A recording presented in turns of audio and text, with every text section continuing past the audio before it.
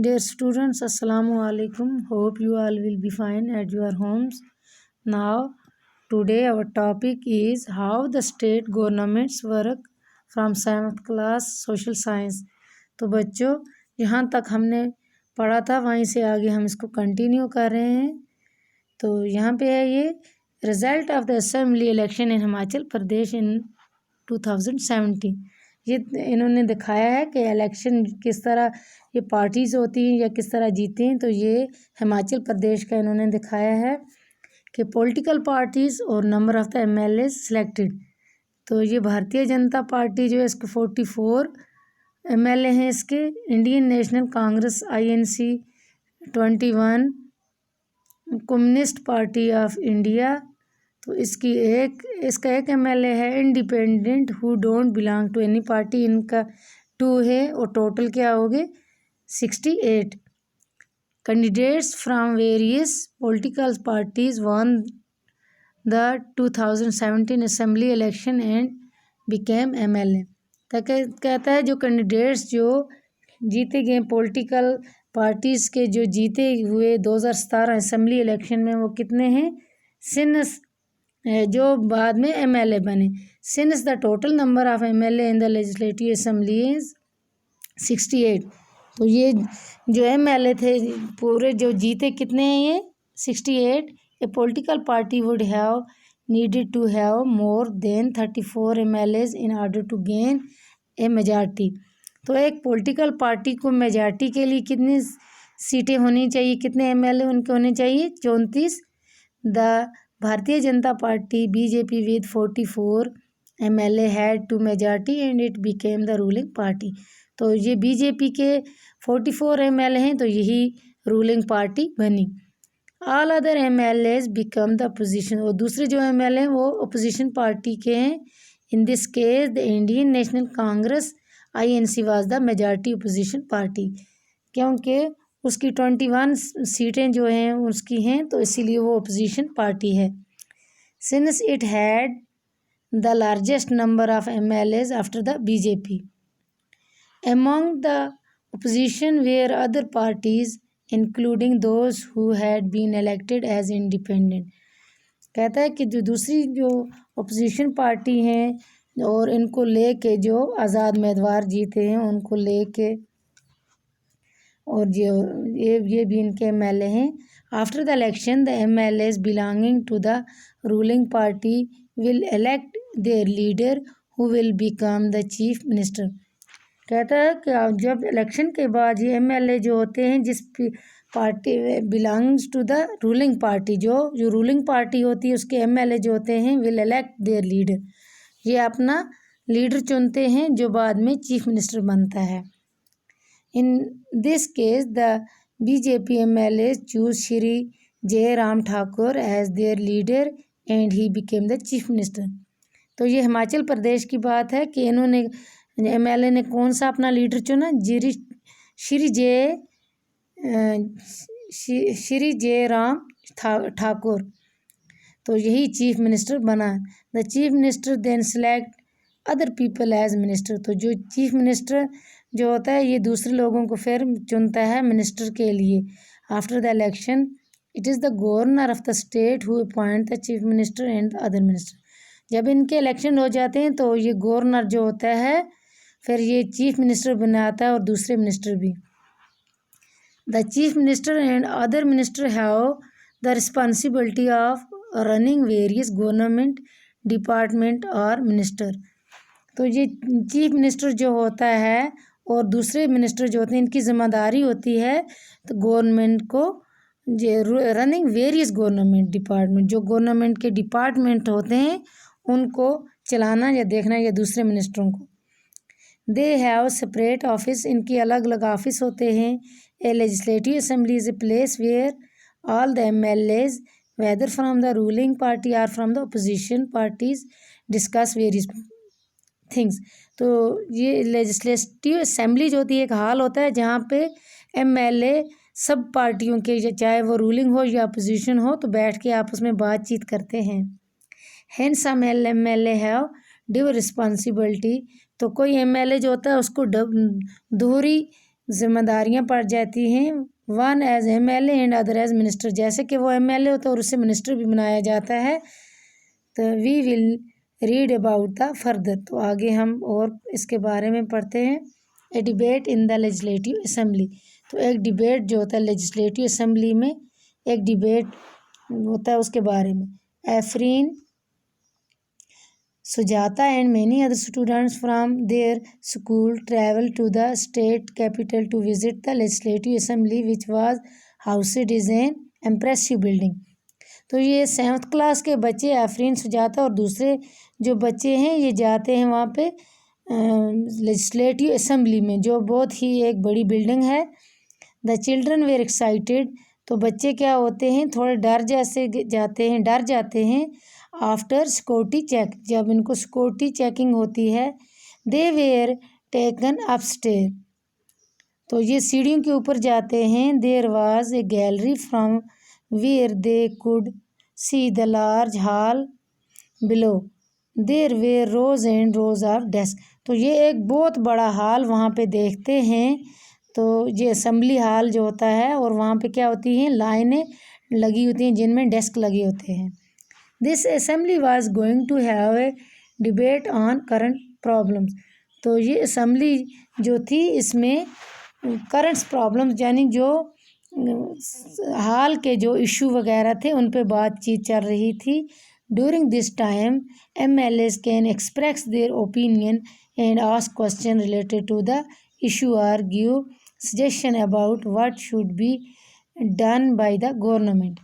तो इस वक्त जब वहाँ पे डिबेट चल रहा होता है तो वहाँ जो MLA होते हैं वो अपने अपने राय रखते हैं या सवाल पूछते हैं, तो या ही अपना सजेशन देते हैं कि गवर्नमेंट को कैसे काम करना चाहिए। Those who wish to can respond to this. जो चाहते हैं वो आगे इनका जवाब देते हैं।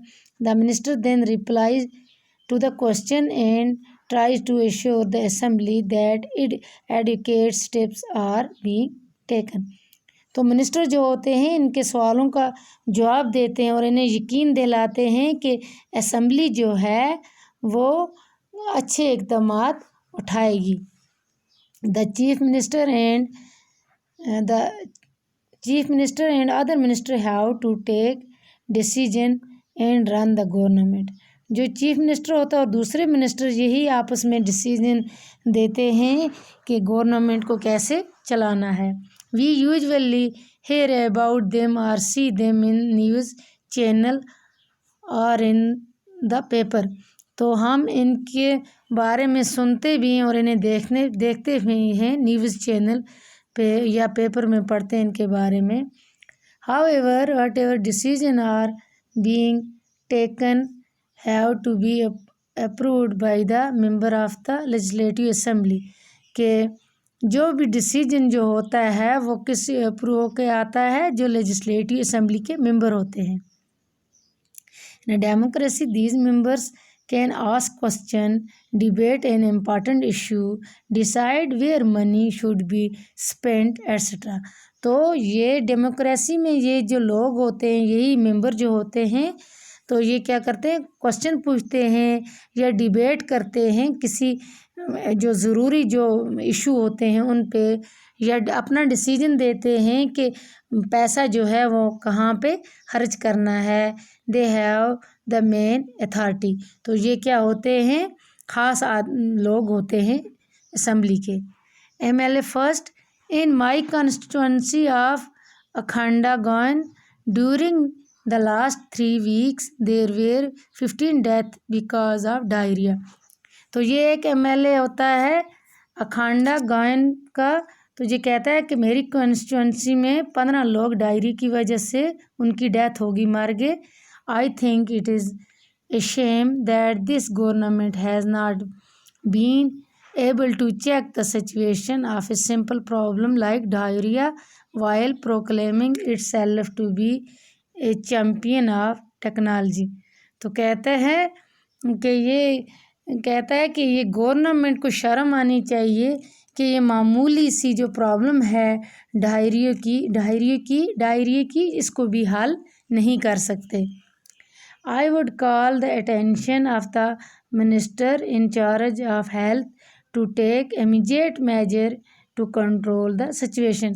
ये किसको कहता है कि जो health minister in charge health minister होता है तो उसे कहता है कि take immediate measure to control the situation, कि जल्दी से जल्दी ऐसे इकदाम उठाए जाए जिनसे इस पे कंट्रोल हो जाए।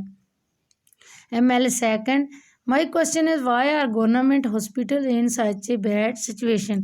तो कहता है कि मेरा सवाल जो है कि ये गवर्नमेंट हॉस्पिटल जो है ये दिन ब दिन इनकी हालत ख़राब क्यों हो रही है। Why is the government not appointing proper doctors and other medical staff in the district, के ये जो गवर्नमेंट है वहाँ पे क्यों नहीं ये डॉक्टर या दूसरा जो मेडिकल स्टाफ है वो भेज रही है हम ज़िलों में। I would also like to know how the government plans to deal with this situation. कहता है कि मैं ये जानना चाहता हूँ कि गवर्नमेंट का प्लान जो है तो to deal with this situation, कैसे इस सिचुएशन को डील करेंगे वो,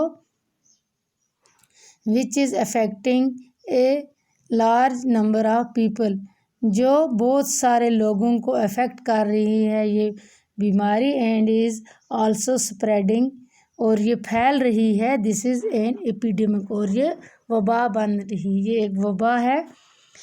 MLA third, my constituency of Talpatti 2 has a serious shortage of water. तो वहाँ मेरी कॉन्स्टिट्यूंसी में पानी की बहुत किल्लत है। वुमेन ट्रैवल अप टू 3 और 4 किलोमीटर टू कलेक्ट वाटर। औरतों को 3-4 किलोमीटर चल के जाना पड़ता है पानी लाने के लिए। How many tankers have been put into service to supply water, कि इन्होंने कितने टैंकर्स जो है पानी की सप्लाई के लिए रखे हैं। How many wells and ponds have been cleaned and disinfected, कि कितने जो वहाँ पे कुएँ और पॉन्ड्स हैं जो इन्होंने डिसइंफेक्ट किए हैं। MLA 4, I think my colleagues are exaggerating the problems. तो मेरा जहाँ तक मेरी सोच है, मेरे साथी जो हैं ये इस प्रॉब्लम को ज़्यादा ही खोल के बता रहे हैं, बढ़ा चढ़ा के दिखा रहे हैं। The government has taken steps to control the situation, तो गवर्नमेंट्स ने ऐसे इकदाम उठाए हैं जो सिचुएशन को कंट्रोल करने के लिए। Water tankers have been put into service, और पानी के लिए टैंकर भी भेजे गए हैं।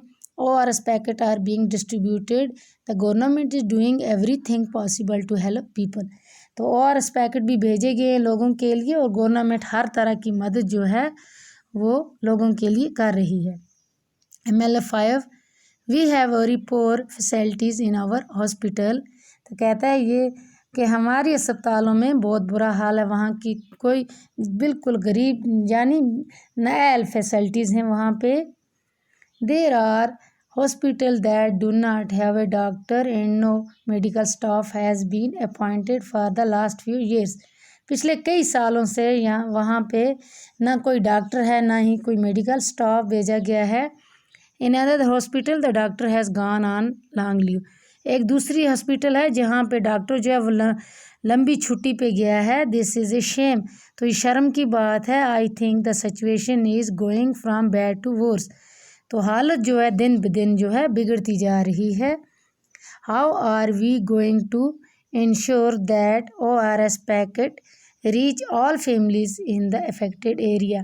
तो कहता है कि how are we going to ensure, कैसे हम ये यकीन दिला सकते हैं कि ORS पैकेट जो हैं हमने तमाम फैमिलीज़ के लिए अफेक्टेड एरिया में भेजे हैं।